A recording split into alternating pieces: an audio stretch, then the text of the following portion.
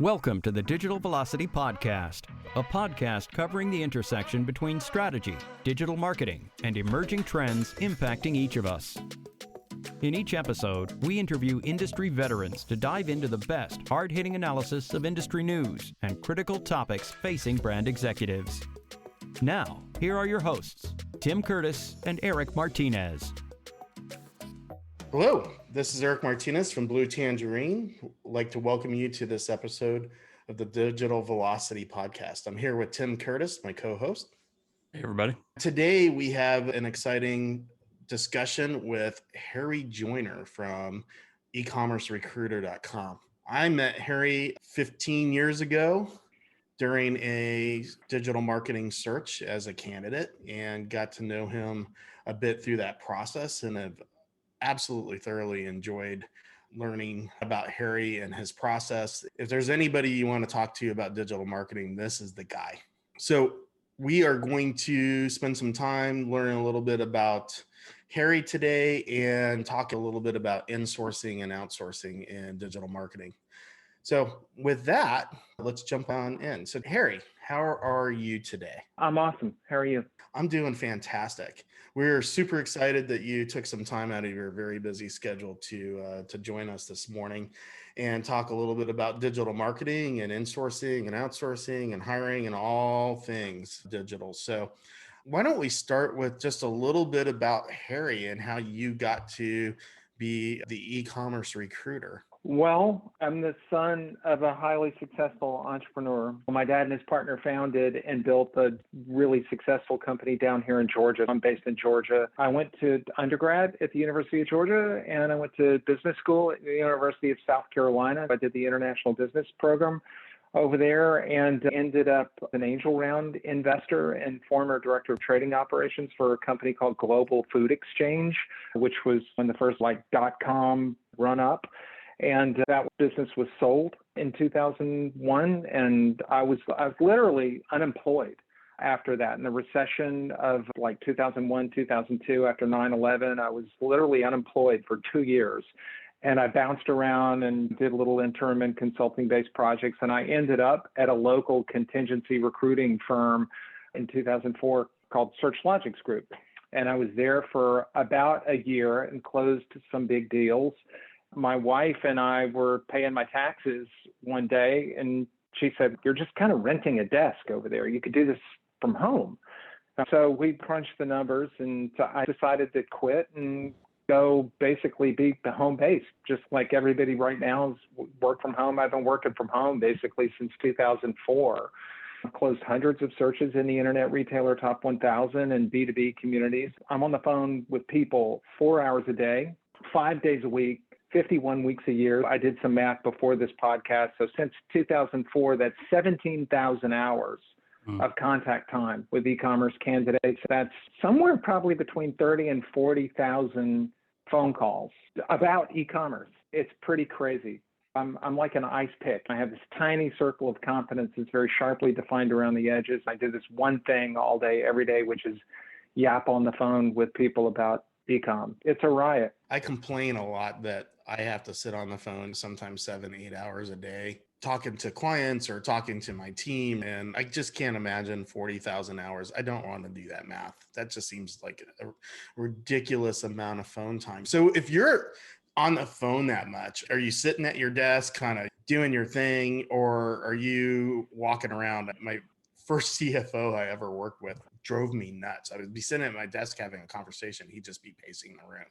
So what do you do when you're talking to somebody? I'm pacing. If you've ever seen the TV show Mad Money with Jim Cramer, the bald stock guy with a little goatee. So that's me. I have this big home office. My desk is set up in the middle of the office, and I've worn a little track in the carpet around the desk. I have this big library of business books, and I'm constantly referring to those, and it's actually awesome. This wasn't anything that I intended to talk about necessarily, but it's pretty interesting because the average e-commerce job for somebody like you, Erik, lasts about 3 years, right? The rate of change in the e-commerce business is somewhere between 15 and 20% per year.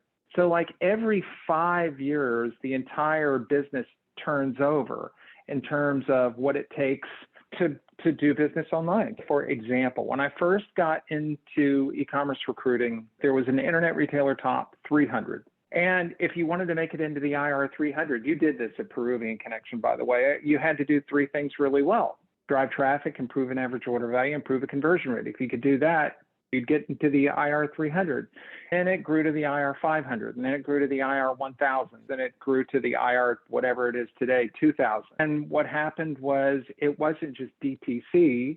Amazon bubbled up, and it wasn't just Amazon 3P, it was Amazon 1P, 3P, FBA, whatever. There's a bunch of different ways to do that. And then it wasn't just like wholesale online, it was like the Walmart platform and then the Target platform. Now all of a sudden you wanted to sell to your consumer the way they bought, you had to bring what we've come to call a SAFA mentality to that. So SAFA is start anywhere, finish anywhere. This idea that somebody could see your product in a share, repost, or review, and then you retarget them, and then they see some display ads, and then they get a pay-per-click. You drive them to an Amazon page, and then they buy, and then you reach out to them some other way after that, and they buy from your DTC site or whatever. There's this idea that people buy products and they join brands. How can we get this customer to join our brand? How can we get this customer to go on the journey we want to take the customer on in a way so they feel better about themselves because of their relationship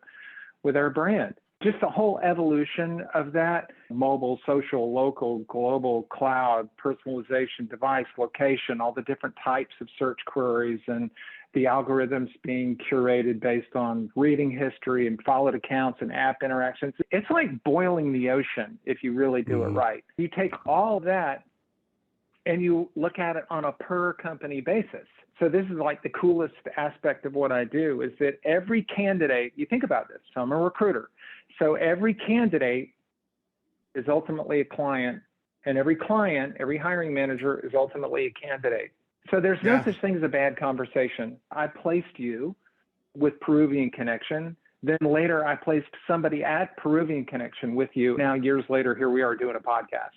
So there's no such thing as a bad conversation. You just have to be really business oriented, and you have to have a teachable point of view about this stuff so that people feel like they learned something whenever they touch me or my partner, Alan Seibert. So I have just as much love and energy for the business and yapping on the phone after 16, 17 years of doing this as I did on day one. That's awesome, Harry. I think one of the things I've always liked about you versus some of the other recruiters I've interacted with is that you do take a very personal interest, not only in your candidates, but in your client companies. I still think that there are a handful of recruiters that I know that do that today. I think it makes a huge difference in the placement process. I think you have a higher track record of success. Now, that's me just having been one of those candidates, but my experience with some of the other recruiters is they're just trying to find a warm body to fill a seat and get their commission, as opposed to driving value. What you're talking about is driving value. We have a really good time with it. If we got hung up or bummed out every time we didn't close a search, I'd be a raging alcoholic. You can put that in the podcast. It's true. It can't be about the money. And I'm not Mother Teresa. I'm a lot closer to Ari Gold than I am Mother Teresa. But there's so much of what happens that you just can't control it. And there's no accounting for chemistry. There's no accounting for, will the sale of the candidate's home complicate the relocation? Will the kid's education complicate the relocation? Will care of a parent or a wedding to plan, or a gazillion ways that a deal collapses? You just can't think about closing deals. We worry about the top of the funnel and making sure that the middle of the funnel is fun. And if the middle of the funnel is fun, then the rest of it, we presume, will take care of itself.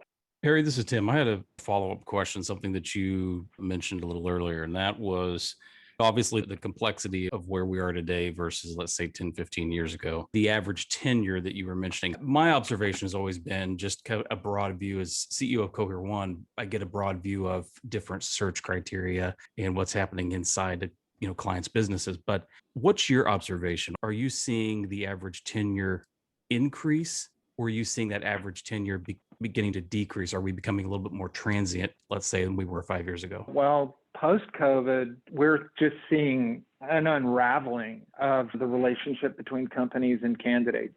That's a fact. Today is the 13th. So yesterday, May 12th, Seth Godin had an absolutely brilliant blog post.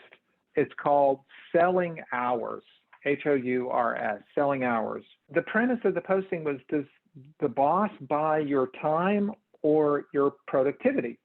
It's this idea that as we start to, think about returning to the office, there's three things you got to kind of think about. So if it's easy to measure productivity and contribution, then it gets easier to outsource any task that can be described clearly. So you say you want to work from home. Great. How do we know if you're doing a good job?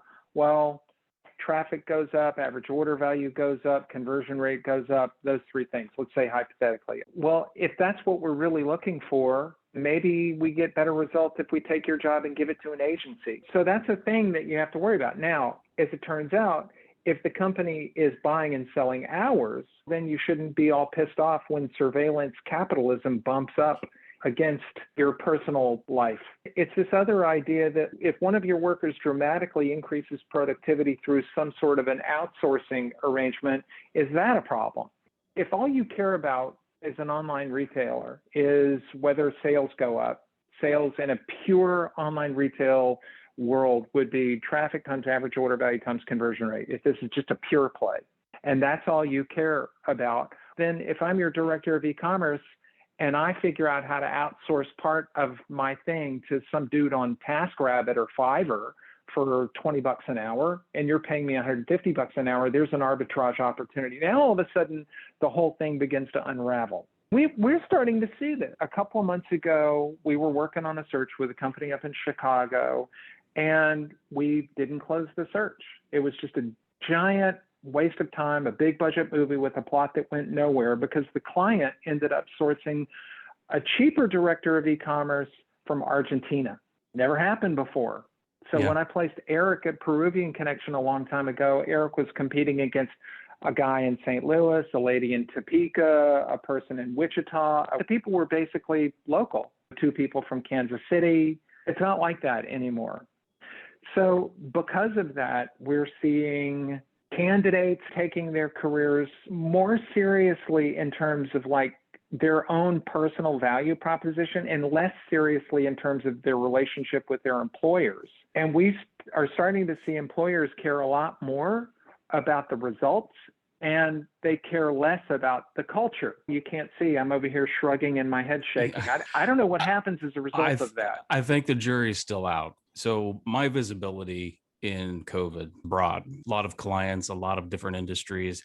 I would sum it up by saying, and I've done this in speaking engagements, the observation is that COVID-19 and the pandemic in general did not necessarily create new trends per se, as much as it accelerated trends that were in existence.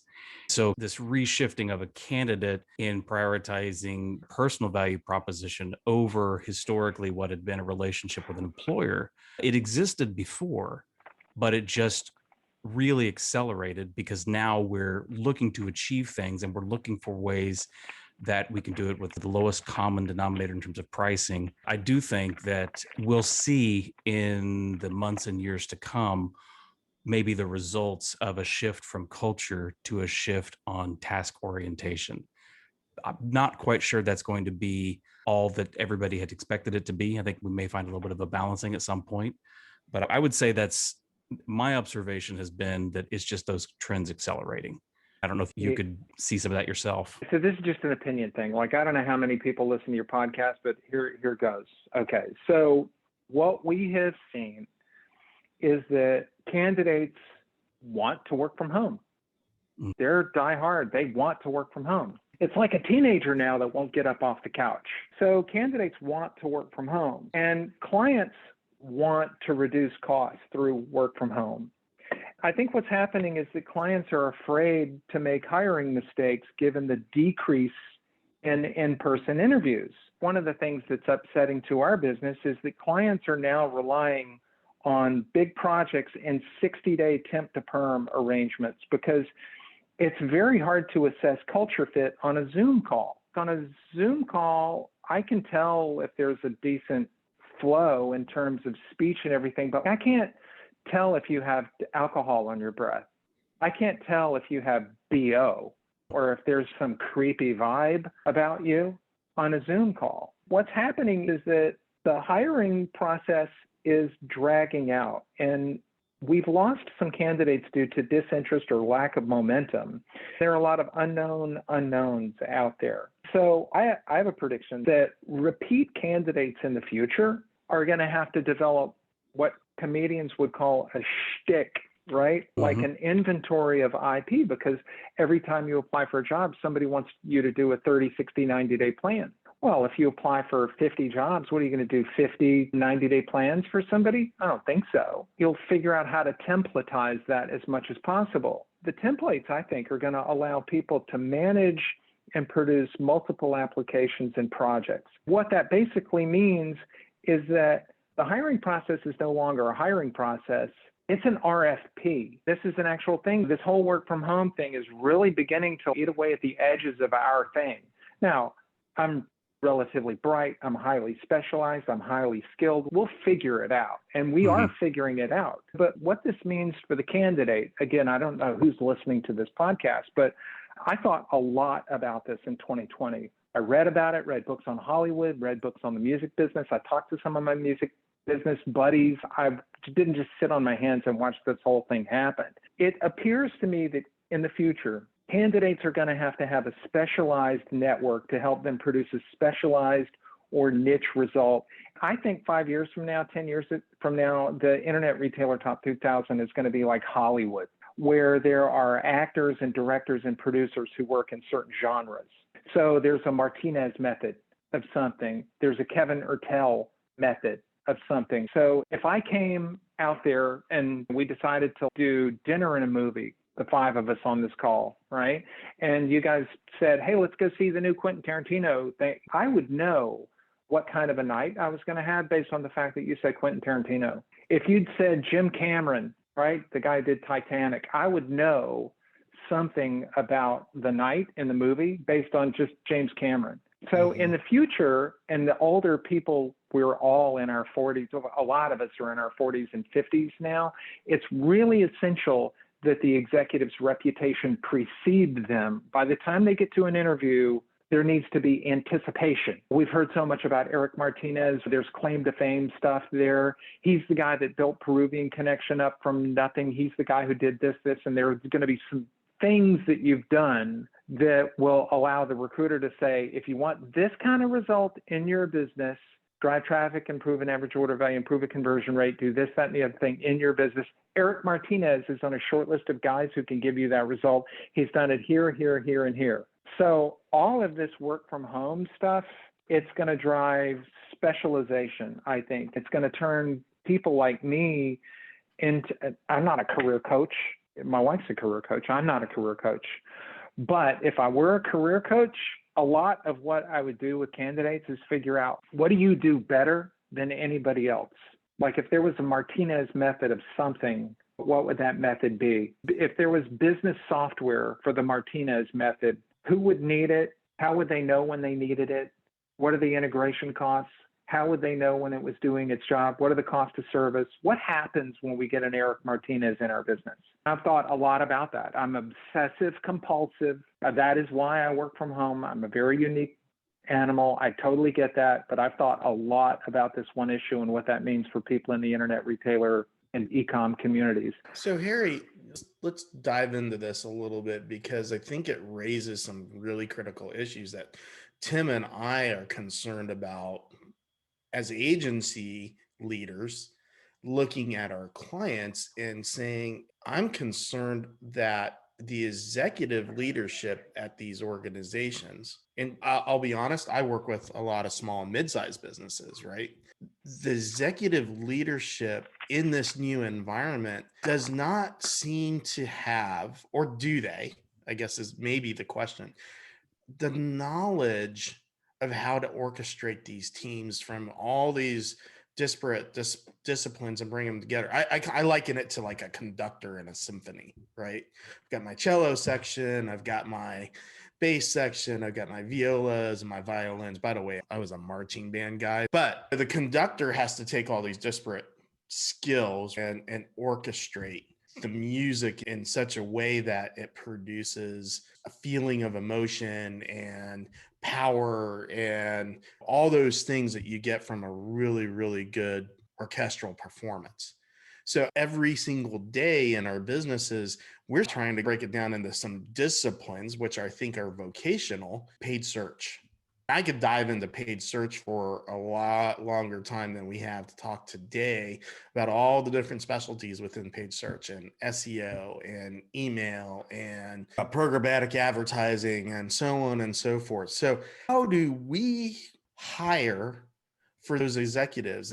Is it that method? Like everybody subscribes to that method, and what happens when somebody upsets that apple cart? That's one of the things that's going through my mind. I'm concerned about this period of time where we're trying to learn how to conduct an orchestra, but we don't have the experience to do it. Yeah, well, this all sort of cuts to the center of what Alan Seibert and I tried to do in our business. So you're in the emotional bond business because the fact of the matter is, if Amazon is basically a search engine with a truck and it's one-click ordering and it's the infinite aisle, et cetera, and it's just so easy to buy anything from Amazon, well, now the question is, well, why would somebody buy from you directly? Like my wife goes to jcrew.com and she buys from them all the time. Well, why does she do that? Well, because she likes herself better when she's on J.Crew. I mean, that's the reason, right? So J.Crew basically is in the emotional bond business, and the dimensions of their brand, whatever they are, pleasure, well-being, inspiration, individuality, indispensability, whatever the dimensions of their brand are, it pops through that UX. I have a Post-it note, like I'm surrounded by Post-it notes. There's 10 dimensions of a brand, which if I didn't tell you I was surrounded by Post-it notes, you would just go, wow, this guy really knows his stuff. There's 10 dimensions of a brand. It's got to have a name. It's got to have a purpose. It's got to have values. It's got to have viewpoints, a story, language, structure, pricing, style of marketing, and it's got to have its own experiences. So basically, for any company to have a brand, it needs clarity, ability, and resolve. And the clarity piece is it needs to know what the business is about and who the business is for, and what's the unique selling proposition. Why should somebody choose to do business with that brand versus any option available to them, including doing nothing, or including buying on Amazon? Well, the short answer is my wife is in her mid-50s. She wants to feel better about herself because she bought from J.Crew. Well, okay, now all of a sudden, every single thing about your purpose and values and viewpoint and story and structure and style of marketing and experiences needs to reinforce that. One of the best books that I've read is What Do You Want Your Customer to Become? Which I don't even know the dude who wrote it, but it's a great book. It's this idea that you want to make your customer something. You want to kidnap your customer. Basically, you're taking them on a journey. So in the case of Google, Google wanted to make their customer a better searcher because it was ultimately going to be good for their business, because Google could change at a rate faster than the rate of change among their competitors. So they wanted the customer to change at a rate faster than the competitors in the sandbox so that Bing and Yahoo were constantly irrelevant because the customer was searching more rigorously for stuff. To get the answer to the inquiry that I have, I'm going to have to go to the search engine that's so smart about me. It's almost presciently asking questions about these things before I even get there. Well, how did they do that? Well, they baked Gmail into their product roadmap and so on and so forth. So basically, you're taking your customer on a journey. Okay, now here's what is tough for online retailers, right? What happens if the average life cycle of a customer, I'm making this up, is 8 years? So somebody like my wife, who's in her mid-50s, she's been buying from J.Crew for, I don't know, let's say since she was 45, totally making this up, okay? So she's been with J.Crew for 8 years. Okay, let's say that the average tenure of a chief marketing officer is 3 years. So the first CMO back 10 years ago said to my wife, Aline, here, I'm going to take you on this journey. I'm going to kidnap you and we're going to this place. And here's the purpose, values, viewpoint, story, language, structure, style, marketing experience of this place. And my wife is like, sign me up. I'll jump on board and I'll tell 10 friends and we'll all go. And then they change CMOs 3 years later and we get slightly off course. And then we change CMOs again and then we get slightly off course. Well, now what? Now all of a sudden, my wife is like, this is no longer relevant. It's really tough because for every CMO, there's a VP of e-commerce, there's a director of e-commerce, there's a customer acquisition person who's trying to drive mentions, reposts, and reviews with strategy in the organization. Every time you get that hiring process wrong, you misscope the position or you hire the wrong person, or you hire the right person at the right time for the right amount of money, but they change somehow, your organization gets a little bit farther off course. The customers that you put on the bus for that 10-year journey, now all of a sudden they're going in a slightly different direction. You thought you were going to go to Kansas City, but actually you ended up in Tulsa. Well, that's a problem. So increasingly, and you can tell, like, what's work from home going to do for all this, right? If I'm a work from home director of e-commerce, and I think I can do the job from home, but I'm not on site buying into the purpose, values, viewpoint, story, style of marketing experiences of your brand, then I could make decisions about customer acquisition that are not exactly brand accretive. And that's a problem. And the other problem is, and then I'll shut up, I realize this is long-winded, but it's like these days with work from home, this is like a key thing, is that it's no more difficult to change jobs than it is change channels on the TV. You're watching Seinfeld reruns and then you decide, I wonder what's on ESPN. Click and you're there. Well, if you work for Williams-Sonoma, great company, I'm not hating on them, but they're just an example. If you work for Williams-Sonoma and Crate and Barrel comes along, it's like, gee, I think I'll go work for Crate and Barrel. Click, like you've changed the channel on TV. You don't have to sneak out for an interview. You don't have to take a sick day or whatever. So now every single candidate that I talk to, people are constantly on the make. Is that a function of where they are in their career? When you first met me, I was kind of on this binge. I was changing jobs, I would say every 13, 14 months because I was trying to climb the ladder, increase my salary, increase my responsibilities throughout that entire process. So is that a function of where you are in your career, or is that everybody today? It's a great question. So before I say this, I'll just say the first person to live to be 150 has already been born. So Joe Walsh is still filling arenas, and Joe Walsh is 70 or something. Eric Clapton is 74. Morgan Freeman is how old? Meryl Streep is how old? Sally Field is how old? So careers last a long time. Until somebody is about 35, they obsess over whether or not they can do the job, not whether or not they can be a pillar of leadership in an organization. They care about whether or not they can do a job. I think they're constantly trading up for compensation, just chasing the bigger buck. After about age 35, which I don't know, people are going to hate when I say that, but after about mid-30s, people will change. It seems like title becomes more important. Then mid to late 40s, they start thinking about what's the problem that I was born to solve and how can I do more and more of that? Like a dentist is born to work on teeth, or plumber is born to unclog your pipes. So I think early in the career, it's about money. Second part of the career, it's about title. And third part of the career, it's about the problem. And candidates start looking for roles in their mid-40s based on, is this a problem that I can solve? Can I plug and play and contribute something lasting and meaningful to the company's existing management mix? Do you ever find candidates who are really looking for culture, whether they're working from home or not? One of the things we try to do here at Blue Tangerine, even though we're a distributed team, we've got employees in 9 states. We try to bring a sense of culture even to all our remote employees. Twice a week, we do a team-wide meeting. There's some business that's being handled in that meeting, but for the most part, it's about connecting with your fellow employees. I was just reading an article the other day. Maybe it was on NPR. I can't remember if I was reading it or listening to it, but the CEO of Indeed was talking about the pandemic and how it changed the business and how they started doing these weekly town hall meetings where everybody in the company, all 10,000 employees, they did some kind of Q&A where they would read questions from the employees and discuss them in this 10,000 person call. He said, it's interesting. I am way more connected to my organization today working from home than I ever was walking the halls of our various offices.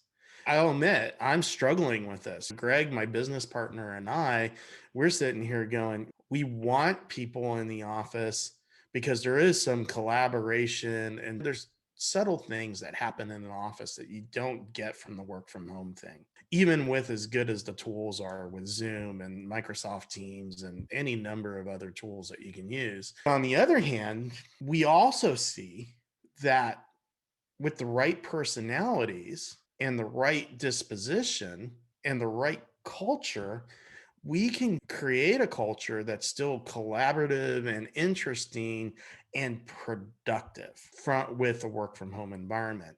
So the question really is, are there people seeking culture as part of that mission? There's going to definitely be those people who are like, hey, I'm just going to, flip the channel and dial to the next job, like you were talking about earlier, because I can get more money or I can get more vacation or whatever it is that's important to them at that particular moment in time. Got to figure that pendulum has to swing back at some point. If we're just working to be highly task oriented, it feels like we've lost some meaning in this relationship that we have, not only with our employers, but with our customers as well.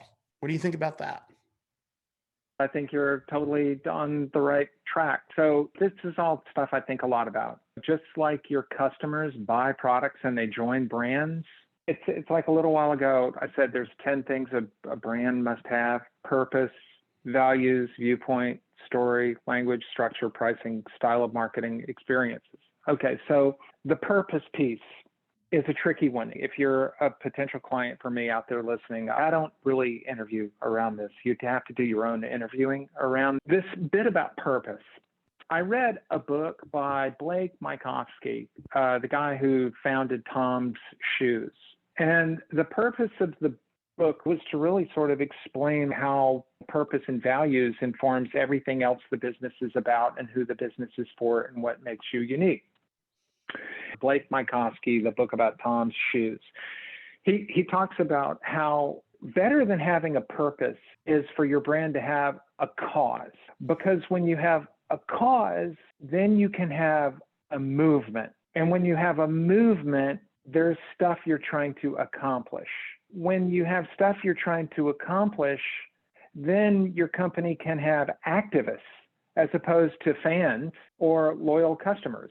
Activists, people who are passionate to the point of insane about your thing. So years ago, I closed a couple of like senior executive searches for REI. And REI was like, we're in the outdoor lifestyle space. And I did a kickoff call. This is a fascinating story. I did a kickoff call. And it was me on the speakerphone, like Charlie of Charlie's Angels, There was like all these mucky-mucks from REI's senior leadership packed in this conference room to talk about the VP of Ecommerce and the VP of Marketing that they wanted me to go find for their company. Little old me, working from his kitchen table in his T-shirt. They wanted me to go find these two pillars of leadership for their company. And Sally Jewell, the CEO of REI, was on the call. And I wasn't intimidated because she was just another voice on the phone. But it turned out later, Sally Jewell was the Secretary of the Interior under Barack Obama. This lady's a complete, she's certifiably a badass, right? Very thoughtful, smart lady. And during the kickoff call, I said, who's your top competitor?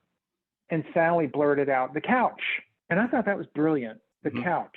How awesome is that? And what she didn't say, but where she was going with that is basically, it's like Scott Galloway says, the store is the temple of the brand and stuff. Well, okay, so if the store is the temple of the brand, then your purpose and values and viewpoint and story all need to be brought to life there. And if your brand has a cause and a movement and it's trying to accomplish things and your customers are activists, then what does that say about the people you should be hiring? If they're not totally bought into that, then every single time The person who's not bought into what your thing is about, your cause, opens her mouth, you completely undercut your credibility in the eyes and ears of the customer. It's this idea that all selling is the transfer of confidence, and the twin engines of confidence are trust and credibility. Well, if every time I open my mouth, I undercut my credibility in a start anywhere, finish anywhere, omni-channel, multi-channel, multi-day part, multi-touch thing, right?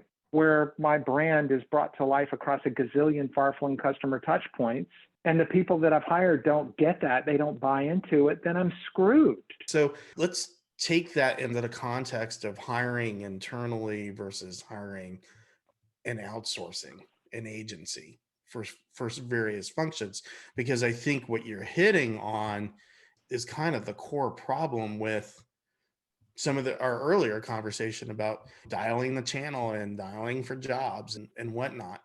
How do we strike the balance of understanding when the right time is to bring that person in-house? Or do we supplement with external people, whether they're the single guy sitting in their living room that specializes in just one teeny tiny aspect of what you do, or you're hiring an agency that provides every service under the sun? Where is that dividing line? To hear Harry's answer to Erik's question about hiring internally versus outsourcing to external resources, please join us on part 2 of Hiring Top-Tier E-Commerce Talent with Harry Joyner. Thank you for listening. To learn more about how Blue Tangerine and Cohere One can help you generate more sales for your business, visit bluetangerine.com and cohere1.com. If you have enjoyed our show today, please tell a friend, leave us a review, and subscribe on your favorite podcast platform. Visit the digitalvelocitypodcast.com website to send us your questions and topic suggestions. Be sure to join us again on the Digital Velocity Podcast.